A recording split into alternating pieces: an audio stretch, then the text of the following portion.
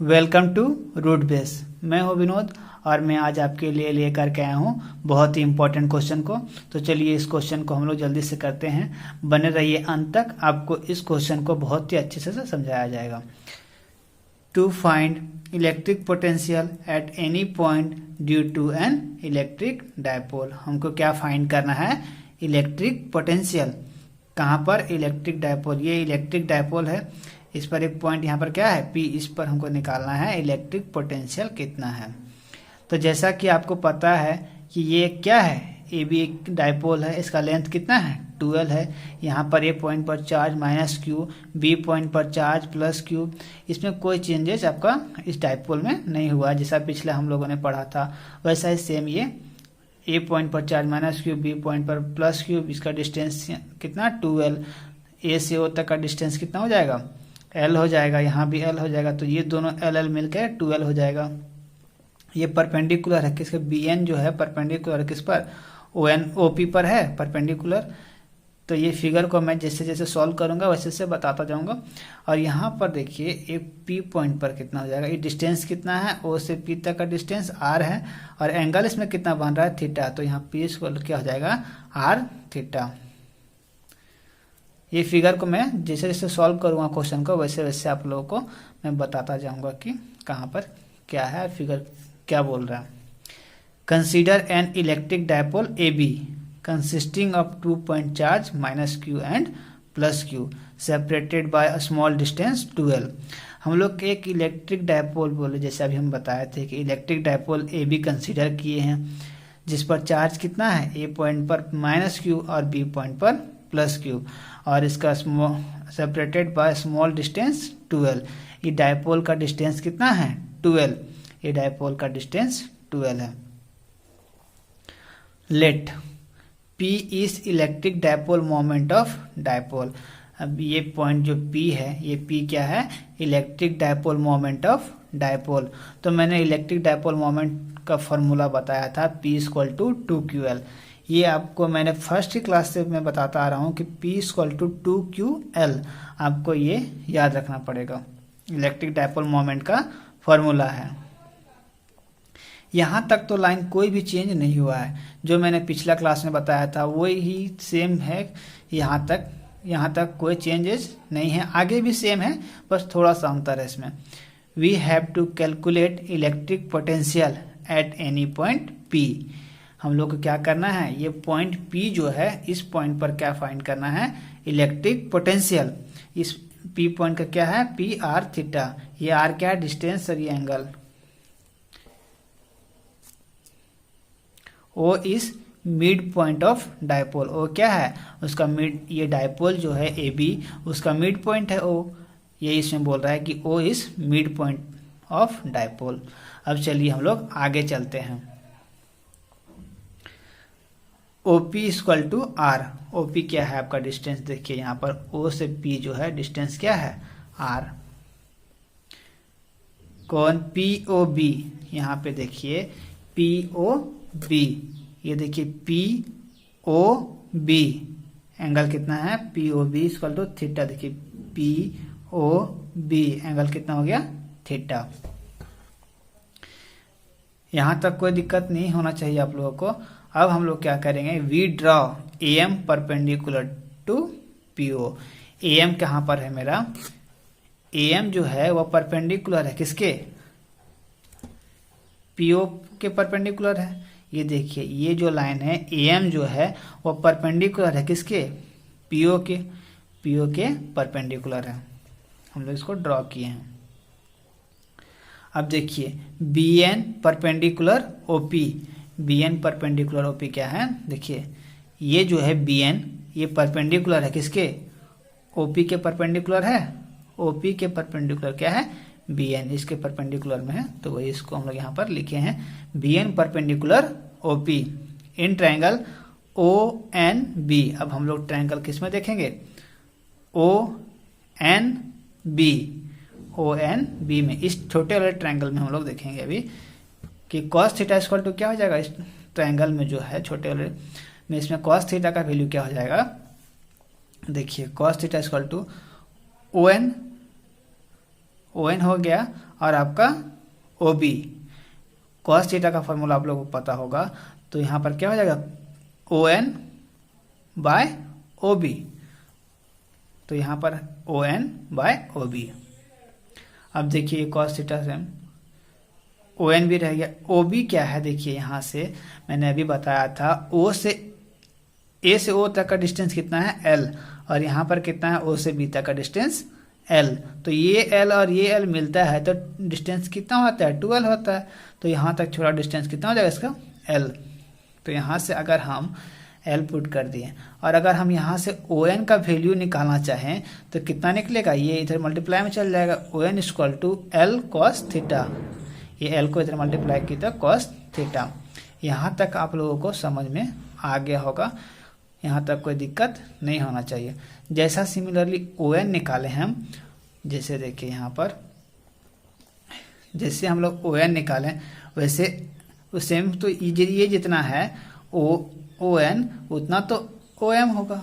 तो similarly O M equal to L cos theta, ये दोनों बराबर हो गया। अब हम क्या करेंगे कि इस पॉइंट पर, पॉइंट ए पर निकालेंगे कि कितना इलेक्ट्रिक पोटेंशियल होगा। Electric potential at P due to charge minus Q at A point पर कितना इलेक्ट्रिक पोटेंशियल होगा। तो इलेक्ट्रिक पोटेंशियल को हम लोग भी से डिनोट करते हैं। यहाँ पर 2 पॉइंट चार्ज है, जैसे कि पॉइंट ए और यहाँ पॉइंट बी। तो इसीलिए इस ए के लिए क्या लेंगे V1 और बी पॉइंट के लिए लेंगे हम लोग V2।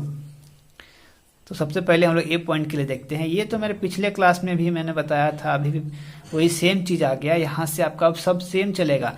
यहाँ तक जो था अभी यहाँ तक थोड़ा नया था आपके लिए। अब जो चलेंगे हम लोग, ये पिछला क्लास हम लोग स्टार्टिंग क्लास से ये सब करते आए हैं कि ये इलेक्ट्रिक पोटेंशियल ए पॉइंट पर निकाले हैं, फिर बी पॉइंट पर निकाले हैं। तो अभी हम क्या करेंगे, चलिए ए पॉइंट पर निकालेंगे V1 equal to 1/4 pi epsilon naught Q by AP। AP क्या है, इसका डिस्टेंस है। देखिए AP ये क्या है, डिस्टेंस है। इस पॉइंट के लिए अभी हम इधर का बात कर रहे हैं, ये इधर का इस पॉइंट का, तो यहाँ डिस्टेंस कितना हो जाएगा AP। जब हम इधर का बात करेंगे ये बी पॉइंट के लिए, तो क्या डिस्टेंस हो जाएगा BP। अभी फिलहाल हम देखते हैं इसका डिस्टेंस क्या है AP। तो ये V1 equal to 1/4 pi epsilon naught Q by AP। ये हो गया पॉइंट ए के लिए। अब देखिए आ जाइए पॉइंट बी पर, प्लस Q चार्ज जहाँ पर है वहाँ पर electric potential at P due to charge plus Q at B। अब हम लोग क्या करेंगे, जहाँ पॉइंट B है इसमें चार्ज कितना है प्लस Q, यहाँ पर हम लोग निकालेंगे। तो V1 ए के लिए हम लोग V1 निकालें, इस पॉइंट के लिए क्या निकालेंगे V2 electric potential. V2 equal to 1/4 pi epsilon naught Q by BP। यहाँ पर डिस्टेंस देखिए ए पॉइंट के लिए निकाले तो कितना था AP। अब हम बी पॉइंट के लिए आ गए हैं तो क्या हो जाएगा डिस्टेंस BP। यहाँ तक तो आपका सब सेम है। अब हम लोग को कुछ नहीं करना है कि इस V2 में से इस V1 को घटा देना है, तो हमारा रिजल्टेंट इलेक्ट्रिक पोटेंशियल निकल जाएगा। तो यहाँ तक आप लोगों को समझ में आ गया होगा। अब हम लोग चलिए आगे चलते हैं। Resultant electric potential at P due to electric dipole. अब हम लोग रिजल्टेंट निकालेंगे इसका, तो क्या करेंगे V equal to V2 minus V1। जो हम लोग V2 का वैल्यू निकाले हैं उसमें और जो V1 निकाले हैं दोनों को क्या करेंगे माइनस कर देंगे। तो कितना हो जाएगा V equal to 1/4 pi epsilon naught Q BP minus 1/4 pi epsilon naught Q by AP। ये दोनों को हम माइनस कर देंगे, कुछ नहीं किया हुआ। ये V2 का वैल्यू यहाँ से पुट किए और यहाँ पर V1 का वैल्यू पुट किए हैं। V इक्वल टू ये देखिए दोनों में Q 4 pi epsilon naught Q by 4 pi epsilon naught, इसमें भी कॉमन है इसमें भी कॉमन है, तो हम लोग क्या करेंगे बाहर, दोनों में कॉमन था तो हम लोग बाहर ले आए। अब क्या क्या बचा 1/BP माइनस 1/AP, ये ब्रैकेट के अंदर रह गया। ये कॉमन था इस दोनों में, इसलिए इसको हम लोग बाहर ले आए। If dipole is very short, dipole क्या है बहुत ही छोटा है, तो देन क्या होगा AP इक्वल टू AP जो लगभग बराबर होगा किसके MP के। अब देखिए AP जो है आपका A से AP जो है आपका लगभग बराबर होगा किसके, यहाँ पर देखिए एपी जो है आपका लगभग बराबर है किसके, एमपी के। एमपी आपका कहाँ है, यहाँ पे देखिए एपी जो है लगभग बराबर है किसका, एमपी के। और उसके बाद देखिए एंड बीपी लगभग बराबर है किसके, एनपी के। बीपी जो है आपका यहाँ पर देखिए बीपी जो लगभग बराबर हो किसका, एनपी के। एनपी के लगभग ये बराबर हो जाएगा। तब क्या होगा इस केस में, अब क्या होगा देखिए, जहाँ पर हम लोग बीपी लिए थे वहाँ पर क्या करेंगे, एनपी ले लेंगे। अब देखिए क्योंकि बीपी जो है लगभग बराबर है किसके, एनपी के, तो कुछ नहीं किया हुआ है। जहाँ ये तो भी देखिए सेम रह गया, Q/4πε0, Q/4πε0 ब्रैकेट के अंदर क्या है 1/BP। तो बीपी की जगह पर सिंपल से एनपी पुट कर देंगे, क्योंकि बीपी जो है लगभग किसके बराबर है, एनपी के बराबर है। तो एनपी आपका हो गया, ये हो गया -1/MP। देखिए एपी के जहाँ पर हम लोग था एपी, वो एपी किसके बराबर है, एमपी के बराबर है। तो सिर्फ हम लोग यहाँ पर एमपी ले लिए। यहाँ तक कोई दिक्कत नहीं होना चाहिए। अब चलिए हम लोग आगे चलते हैं। ये V = Q/4πε0 bracket under 1/OP - ON। अब देखिए NP जो है, NP का अगर हम वैल्यू निकालेंगे, यहाँ पर देखिए NP का अगर हम वैल्यू निकालेंगे तो क्या करेंगे, ये पूरे में से इसको अगर हम घटा देंगे, OP में से अगर हम ON को घटा देंगे तो मेरा इतना डिस्टेंस निकल जाएगा, यहाँ से लेकर के यहाँ तक डिस्टेंस। NP का भी अगर हम डिस्टेंस निकालना है तो क्या करेंगे, इस पूरे में से ये O से P तक में से ON को हम अगर घटा देंगे तो मेरा इतना डिस्टेंस पता चल जाएगा कितना है। तो सिंपल सी चीज है ये। OP से हम क्या, OP में क्या माइनस करेंगे, ON। तो मेरा OP में से अगर हम माइनस करेंगे ON तो मेरा कितना वैल्यू आ जाएगा, ये NP डिस्टेंस निकल जाएगा। ये माइनस सेम रह गया 1/MP, 1/OP + OM। देखिए यहाँ पर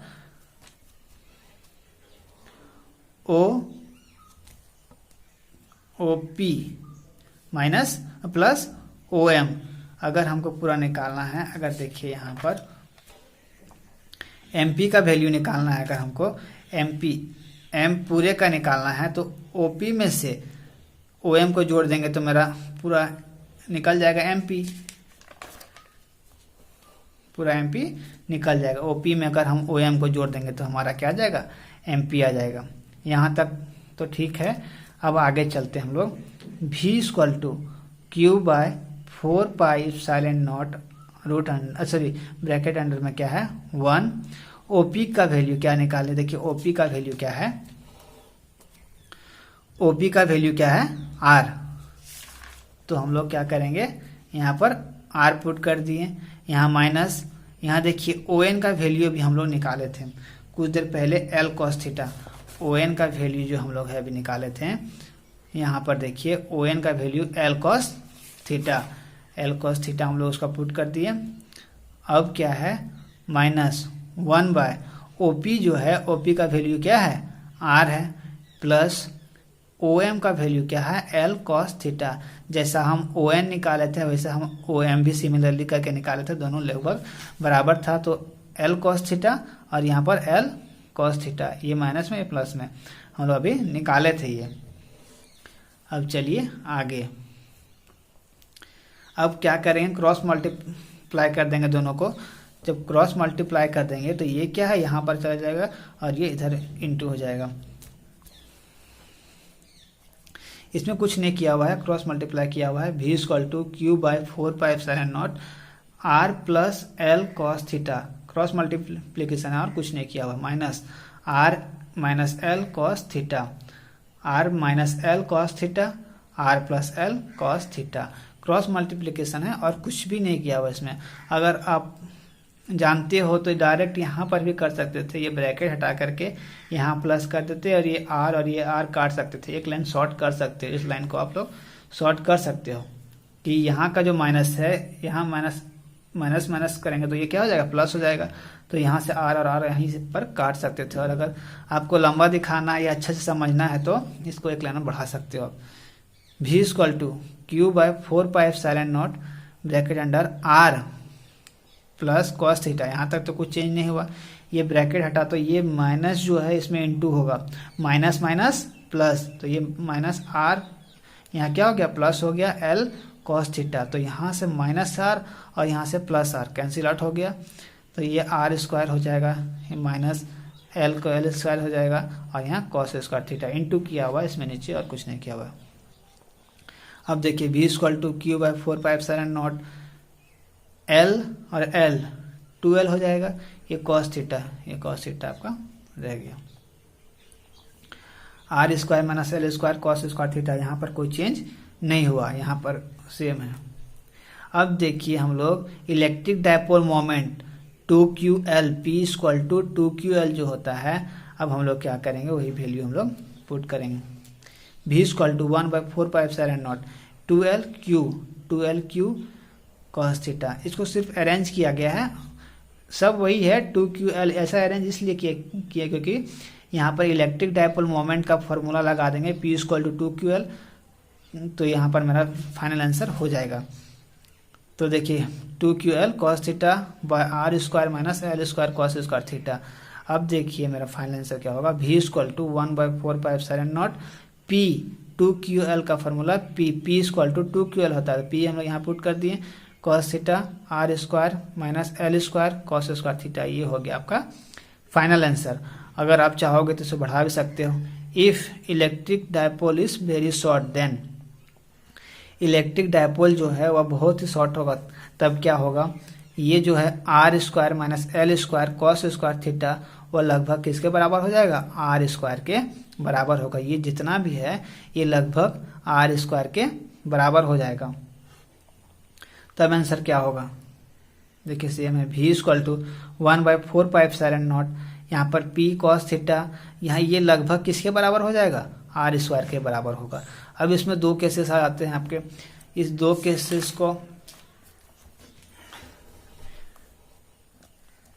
दो केस में क्या है स्पेशल केसेस में क्या होगा, case 1 if point lies on axial line कितना थीटा इक्वल टू 0 डिग्री, तो यहाँ पर कॉस थीटा का वैल्यू हम लोग क्या पुट करेंगे, यहाँ पर देखिए फाइनल आंसर में आपका कॉस स्क्वायर जगह पर अगर हम कॉस 0 कर देंगे तो 1 हो जाएगा, तो ये तो आपका खत्म हो गया, 1 हो गया, तो आपका क्या बचा, v equal to 1/4πε0 p cos theta R square minus L square.